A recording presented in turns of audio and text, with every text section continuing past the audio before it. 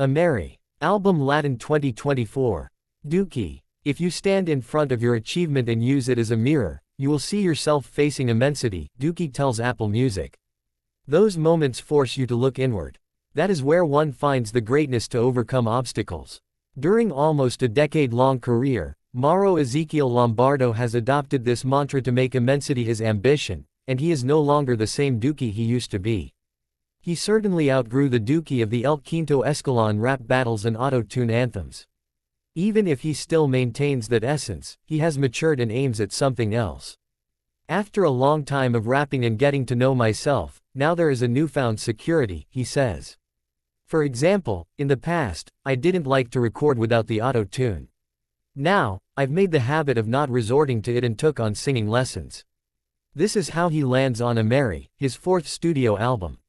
The intro traces the melodic leitmotif of what comes next, 15 tracks where the Argentinian inhabits diverse soundworlds.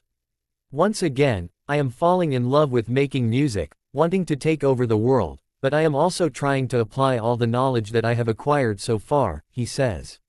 I wanted to take some time. Through dreamed collabs and new rhythmical adventures, Duki talks about a few highlights of this project. Nueva Era. An old track that dates back to 2021, if I'm not mistaken. We created the verse, and we kept it there until the right ending came. Then came Mike Towers, who sent us the verse and murdered the entire song.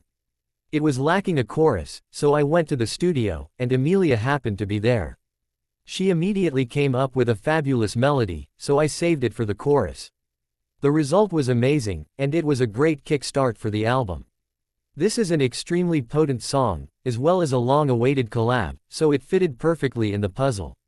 Simply fantastic. Buscarte Lejos. We created this tune alongside Gonza Bizarrap.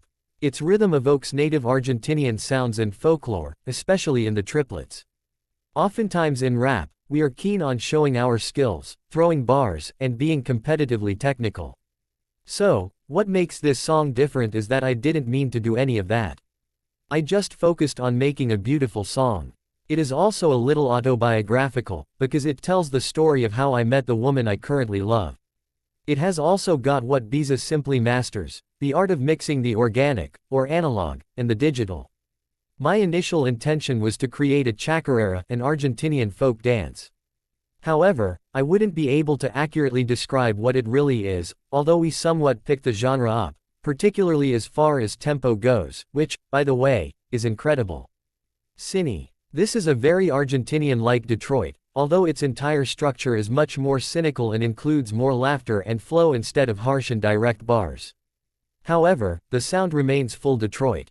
Its production is also quite futuristic. This is a more laid-back tune that shows something different than what I am used to making, which is rather positive and gives the album a touch of freshness. Vida de Rock. I composed this track with Asan in 2018 and it leaked on the internet inadvertently. Not the song as such, but the sounds someone recorded in the room with their cell phone. This leaked melody was one the audience constantly requested, until Milo J told me he wanted to make it. I said yes and we took it out of the treasure chest. He added his part, and we then included analog details, like some amazing drums by Andy Villanova, my drummer at the live shows. The title is perfect, because we went from trap to rock and gave it a heavy rock wrap-up. The production was full of magic, thanks to Asan and Yesin.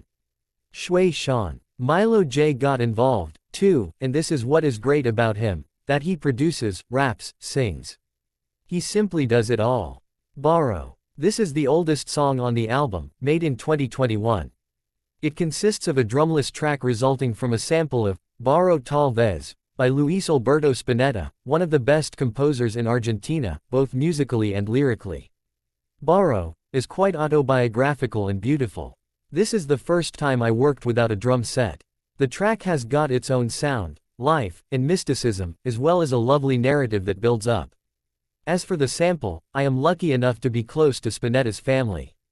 I have collaborated with their son Dante, and they have been absolutely fantastic.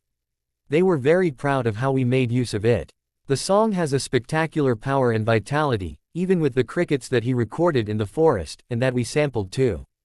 Wake up and bake up. I believe that the dream of every T-head is to meet Wiz Khalifa and smoke with him. The same holds true for Archangel. I am his biggest fan since his first, Feliz Navidad. I have always meant to collaborate with him, and this is my second chance. In addition to this track, we were able to record the video next to these two legends. It was a gift to my 13 or 14-year-old Mauro, to be standing next to them. It was priceless.